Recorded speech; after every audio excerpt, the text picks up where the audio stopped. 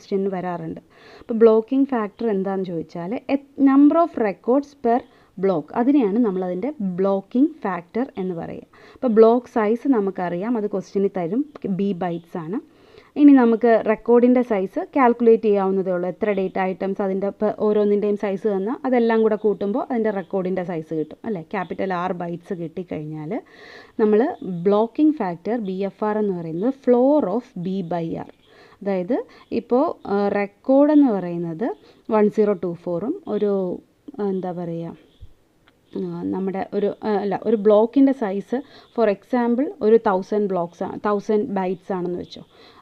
ഒരു റെക്കോർഡിൻ്റെ സൈസ് 10 ആണെങ്കിൽ അതിൻ്റെ ബ്ലോക്കിംഗ് ഫാക്ടർ എന്ന് പറയുന്നത് 1000 ഡിവൈഡഡ് ബൈ 10. അതിൻ്റെ ഫ്ലോർ എടുക്കുക എന്ന് വെച്ചാൽ പോയിൻറ്റ് വാല്യൂ കിട്ടുവാണെങ്കിൽ ആ പോയിൻറ്റിനെ എക്സ്ക്ലൂഡ് ചെയ്യുക, അതിൻ്റെ ഏറ്റവും ലോവർ ഇൻറ്റിജർ വാല്യൂ എടുക്കുക. ഇപ്പോൾ 3.5 എന്ന് കിട്ടുവാണെങ്കിൽ 3 എന്നുള്ളതായിരിക്കും അതിൻ്റെ വാല്യൂ.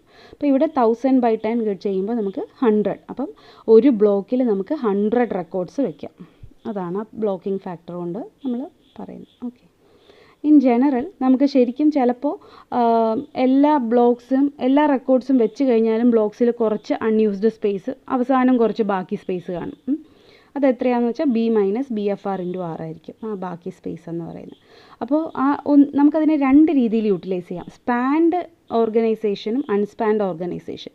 സ്പാൻഡ് എന്ന് പറയുന്നത് ബാക്കി, അതായത് ഇപ്പോൾ നമുക്കൊരു 10 റെക്കോർഡ്സ് വെച്ച് കഴിഞ്ഞപ്പോൾ നമ്മുടെ ബ്ലോക്ക് ഏകദേശം ഫില്ലായി. ഇനി അടുത്തൊരു റെക്കോർഡ് വെക്കാനുള്ള സൈസ് ആ ബ്ലോക്കിൽ ഇല്ല, കുറച്ച് സൈസേ ബാക്കിയുള്ളൂ.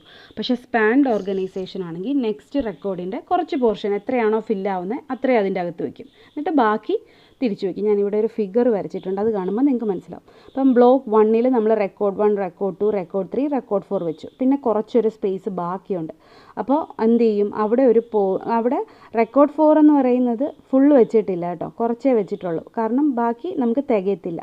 അപ്പോൾ അതെന്ത് ചെയ്യും, ബാക്കി ഒരു പോയിൻ്റർ വെച്ചിട്ട് അടുത്ത ബ്ലോക്കിൽ ബാക്കി വയ്ക്കും. അങ്ങനെയാണ് സ്പാൻഡ് ഓർഗനൈസേഷൻ എന്ന് പറയുന്നത്. അതായത് ഒട്ടും സ്പേസ് വേസ്റ്റ് ചെയ്യാതെ എത്രത്തോളം കൊള്ളുന്നോ അത്രത്തോളം കൊള്ളും. ഒരു ഫുൾ റെക്കോർഡിനെ കൊള്ളിക്കുന്നില്ലെങ്കിൽ അതിൻ്റെ പകുതി വെച്ചിട്ട്, അല്ലെങ്കിൽ അത് എത്രത്തോളം കൊള്ളുന്നോ അവിടെ വെച്ചിട്ട് പിന്നെ ഒരു പോയിൻ്റർ വെച്ച് അടുത്ത ബ്ലോക്കിലോട്ട് ബാക്കി വയ്ക്കും. അങ്ങനെയുള്ളതിനെയാണ് സ്പാൻഡ് ഓർഗനൈസേഷൻ എന്ന് പറയുന്നത്. അപ്പോൾ അതിൻ്റെ നേരെ ഓപ്പോസിറ്റാണ് അൺസ്പാൻഡ്. എന്തായിരിക്കും, ബാക്കി വരുന്നതിൽ ഒന്നും വെക്കത്തില്ല. അപ്പോൾ റെക്കോർഡ് 1, റെക്കോർഡ് 2, റെക്കോർഡ് 3 വെച്ച് കഴിഞ്ഞിട്ട് റെക്കോർഡ് 4 എന്ന് പറയുന്നത് നെക്സ്റ്റ്, അവിടെ കൊള്ളത്തില്ല, ഫുൾ റെക്കോർഡും അവിടെ കയറാത്തില്ലാത്തത് കൊണ്ട് നെക്സ്റ്റ് ബ്ലോക്കിലായിരിക്കും റെക്കോർഡ് 4 വയ്ക്കുക. അപ്പോൾ ബാക്കി വരുന്ന സ്പേസിനെ യൂസ് ചെയ്യാതെ അൺയൂസ് ചെയ്തിട്ട് വിടും. അപ്പോൾ ഇതാണ് രണ്ട്. ഇതും എക്സാമിന് ചോദിക്കാറുണ്ട്, എന്താണ് സ്പാൻഡ് അൺസ്പാൻഡ് എന്നുള്ളത്. അപ്പോൾ അത് നിങ്ങൾ പഠിച്ചിട്ട് പോവുക. ഇനി ഈ ഫയൽസ്, അതായത് ഇങ്ങനെയൊക്കെയാണ് റെക്കോർഡ്സ് സ്റ്റോർ ചെയ്യുന്നതെന്ന് പറഞ്ഞു അല്ലേ. അപ്പോൾ ഫയൽസ് എന്ന് പറയുന്നത് എന്താണ്, കളക്ഷൻ ഓഫ് റെക്കോർഡ്സ്. ആ റെക്കോർഡ്സ് നമുക്ക് രണ്ട് രീതിയിൽ സ്റ്റോർ ചെയ്യാം. ഒന്നുകിൽ ഹീപ്പ് ഫയലായിട്ടും, അല്ലെങ്കിൽ സോർട്ടഡ്, അല്ലെങ്കിൽ ഓർഡേർഡ് ഫയൽ. ഹീപ്പ് ഫയൽ എന്ന് പറഞ്ഞാൽ വെറുതെ വരുന്ന ഓർഡറിൽ അങ്ങ് സ്റ്റോർ ചെയ്യും. അതായത് ഡേറ്റ ഇൻസേർട്ട് ചെയ്യുന്ന ഓർഡറിൽ അങ്ങ് സ്റ്റോർ ചെയ്യുന്നതിനെയാണ് ഹീപ്പ് ഫയൽസ്. അൺഓർഡേർഡ് എന്ന് പറയും. അതായത് അൺസോർട്ടഡ് എന്ന് നിങ്ങൾ പഠിച്ചിട്ടില്ലേ, സോർട്ടിങ്ങും അൺസോർട്ടിങ്ങും ഒക്കെ. അപ്പോൾ അൺസോർട്ടഡ് ഫയൽസിനെയാണ് നമ്മൾ ഹീപ്പ് ഫയൽസ് എന്ന് പറയുന്നത്.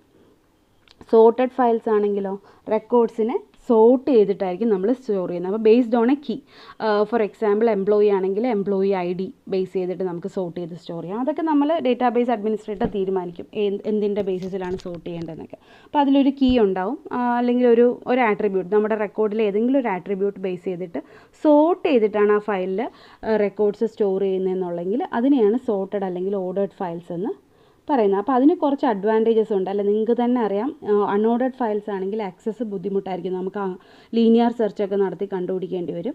ഓർഡേർഡ് ഫയൽസ് ആണെങ്കിൽ ബൈനറി സെർച്ചിൽ നമുക്ക് ഡേറ്റ ആക്സസ് ചെയ്യാം. അപ്പം ടൈം എന്ന് പറയുന്നത് അത്രയും കുറവ് ആയിരിക്കും.